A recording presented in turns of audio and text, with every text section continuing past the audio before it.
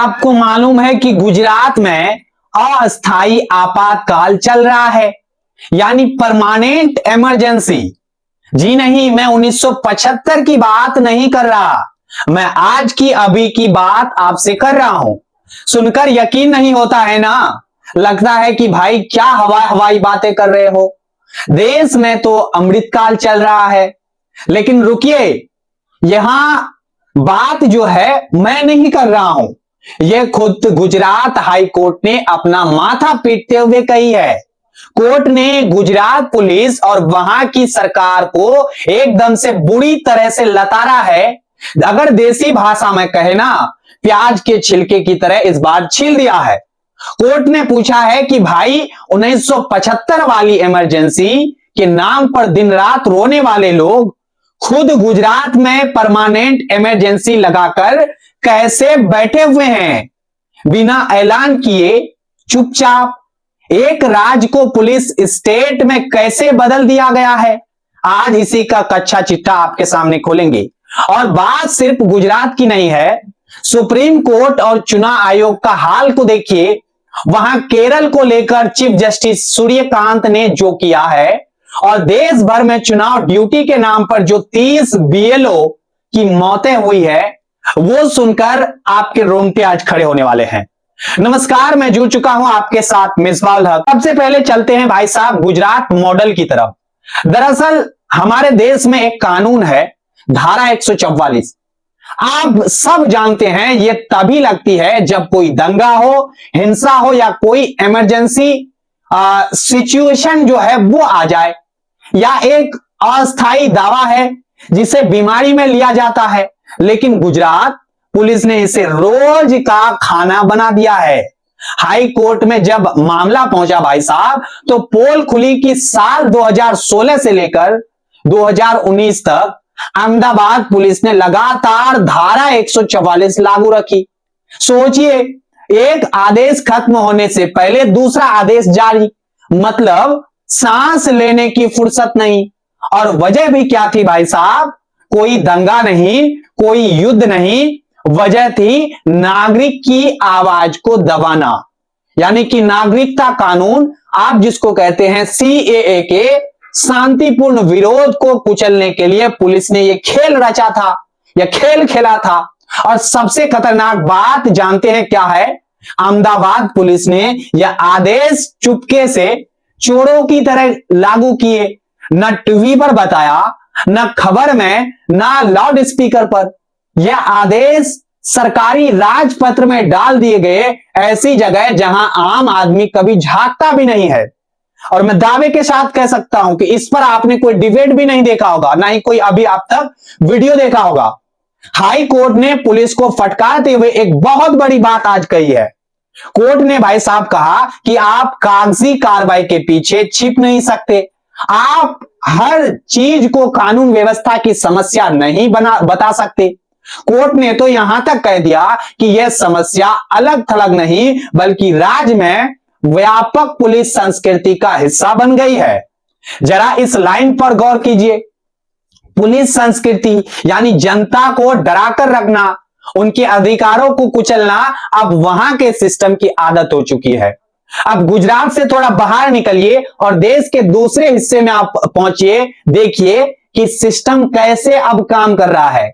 अभी दैनिक भास्कर ने एक ग्राउंड रिपोर्ट छापी है, हेडलाइन हमने देखा, सोचा आपको बताया जाए, जिसे देखकर भाई साहब मेरा तो एकदम से हार्ट अटैक जैसा रिपोर्ट हमें लगता है। रिपोर्ट कहती है कि पिछले सिर्फ 35 दिनों के भीतर 12 राज्यों में 30 बीएलओ की मौत हुई है। 30 लोग अपनी जान गंवा चुके हैं। ये वो सरकारी कर्मचारी है, टीचर है या आंगनबाड़ी कार्यकर्ता है जो वोटर लिस्ट का काम करते हैं। 30 मौतें। और जानते हैं मुआवजा कितना मिला? 0 मुआवजा मिला है भाई साहब। मध्य प्रदेश में 9 मौतें हुई, यूपी की बात करें तो यहां 7 मौतें हुई, और गुजरात यहां भी 6 मौतें हुई। लिस्ट बहुत लंबी है। वजह क्या बताई गई? ब्रेन हेमरेज या फिर हार्ट अटैक या फिर आत्महत्या। भाई साहब रायबरेली की एक बीएलओ है आरती यादव, इसका हमने रिपोर्ट पढ़ा। उनकी कहानी को आप समझिए, क्या लिखा गया है रिपोर्ट में, आपको समझ आएगा कि ये 30 लोग क्यों मरे। यहां से आप समझ जाइएगा भाई साहब। आरती जी बताती है कि वो गांव में फॉर्म भरने गई थी, वहां के प्रधान और उनके पिता ने उनसे फॉर्म छीन लिए। अब फार फॉर्म को दिए, गालियां भी उनको दी गई। अब जब गांव वालों ने बचाया तो भाई साहब प्रधान घर से बंदूक लेकर आया और आरती जी के ऊपर तान दी। सोचिए, एक महिला कर्मचारी पर काम के दौरान बंदूक तान दी गई, ना कोई सुरक्षा ना कोई सुनवाई, ऊपर से अधिकारियों का प्रेशर बना, डाटा अपलोड करो वरना सस्पेंड कर दिए जाओगे। बीएलओ के परिवार वाले कह रहे हैं कि चुनाव आयोग तमाशा देख रहा है, लोग प्रेशर अपनी जान दे रहे हैं, प्रेशर में आकर के खुदकुशी तक कर रहे हैं क्योंकि उन्हें मौत को गले लगाना आसान लग रहा है, लेकिन सिस्टम का यह प्रेशर झेलना अब लोगों को डर लग रहा है, प्रेशर झेल नहीं पा रहे हैं। अब सवाल यह है कि जब कर्मचारी मर रहे हैं, इतना प्रेशर है, तो हमारी अदालत और चुनाव आयोग क्या कर रहे हैं। आइए केरल चलते हैं। सबसे पहले हम लोग केरल में अभी स्थानीय चुनाव चल रहे हैं। 9 को वोटिंग हुई है और 11 दिसंबर को फिर से वोटिंग है और इसके नतीजे 2 दिन बाद यानी 13 दिसंबर को आप सभी को देखने को मिल जाएंगे। पूरी सरकारी मशीनरी, सारे कर्मचारी चुनाव करने में व्यस्त है, सांस लेने की किसी को फुर्सत नहीं है। इसी बीच उन पर एसआईआर का काम भी थोप दिया गया। कर्मचारी चीख रहे हैं भाई साहब, चिल्ला रहे हैं। केरल सरकार दौड़कर सुप्रीम कोर्ट गई, उन्होंने हाथ जोड़कर भाई साहब कहा, माई बाप हमारे कर्मचारी वैसे ही मरे जा रहे हैं, चुनाव चल रहा है, हमें एसआईआर पूरा करने के लिए बस 2 सप्ताह यानी 2 वीक का और ज्यादा समय दे दीजिए। उन्होंने कहा कि 13 तारीख को तो रिजल्ट ही आएगा, उसके बाद हम काम कर लेंगे। लेकिन मजाल है भाई साहब कि चीफ जस्टिस सूर्यकांत और चुनाव आयोग का दिल फिसल जाए या जिसको आप कह सकते हैं पिघल जाए। सुप्रीम कोर्ट ने समय देने से साफ इनकार कर दिया। 18 दिसंबर तक की डेडलाइन थी, उन्हें नहीं बढ़ाया गया। अब आप पूछेंगे भाई इतनी जल्दबाजी क्यों है, क्या आसमान टूट रहा है। भाई केरल में बात करें तो विधानसभा का चुनाव 2026 में होने हैं, अप्रैल या मई में।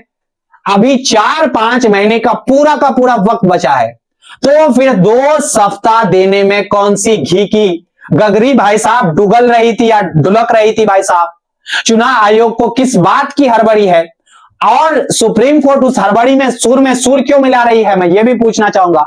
जब बिहार में 3 महीने के भीतर आनंद फानन में सब कुछ निपटा दिया गया, एसआईआर का प्रक्रिया हो गया, धरने से चोरी हो गया और वहां कैसे ऐतिहासिक नतीजे आए आप सभी ने देखा, ये हम सब ने देखा है।